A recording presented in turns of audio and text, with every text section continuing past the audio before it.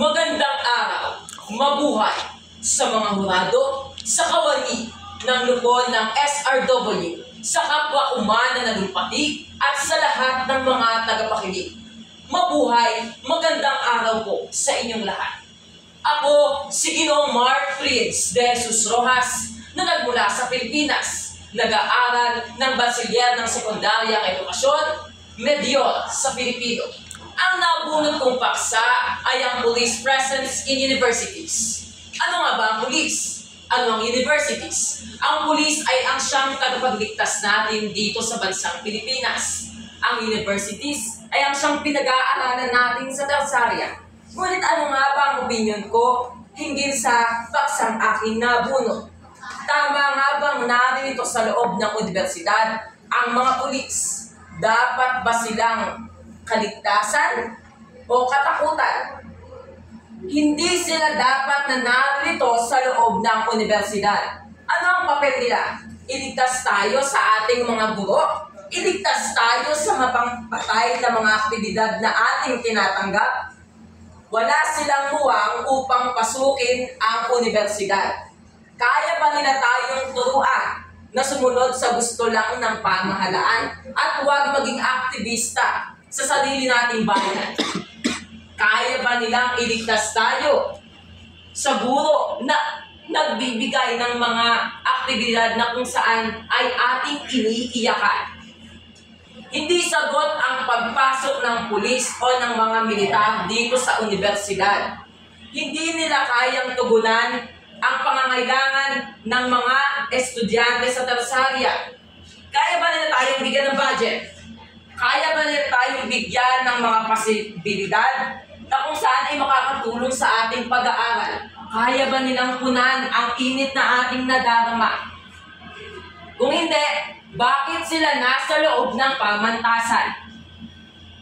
Bakit? Una, para ba tingnan kung sino ang mga estudyanteng lumalabag sa polisiya at gusto ng pamahalaan, lalo't higit ang militar. Pangalawa, datamputin ba nila tayo kapag tayo ay tumigil na sa gusto nila? Pangatlo, dahil ililigtas nila tayo kung sakaling mayroong sakuna, pagsakop o mga terorista. Tama ba? Hindi. Bilang kabataang Pilipino, may tiwala ba kayo sa mga militar?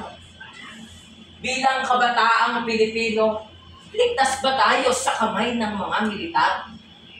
At bilang kabataang Pilipino, tutulungan ba tayo ng mga militar? Hindi.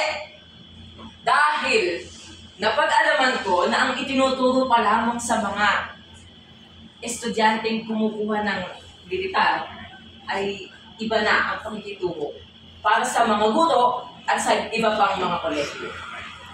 Bakit sa universidad ay mayroong militar? Dahil binabantayan nila tayong mga estudyanteng nasa pampublikong paaralan upang tugunan ang nais nila. Dapat sundin natin to, dapat sundin mo yan. Dahil kayo ay nasa pampublikong paaralan. Libre kayo, binabayaran kayo ng mga buwis ng taong bayan. Ngunit hindi sagot ang pagsunod sa pamahalaan para tugunan ang pagbabayad ng buwis nila para tayo'y makapag-aral sa pamahalaan. Hindi sagot na tayo'y sumunod sa gusto nila at pumasok sila sa pamantasan para tugunan natin ang buwis na kanilang binabayaran. Bilang isang estudyante na magiging guro ng bayan, ang nais ko lang iwan sa inyo, hindi sagot ang pagtakot sa kapulisan para tumugon sa pamahalaan. Hindi sagot ang pagpasok nila sa universidad para sila'y ating katakutan.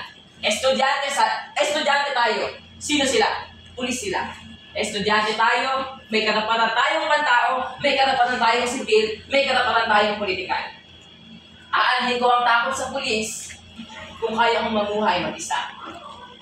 Ang nais ko lamang iwan sa inyo bago pulisanin ang bulwagang ito, hindi natin makukuha ang katarungan sa pagtitiwala sa pulis o sa mga militar.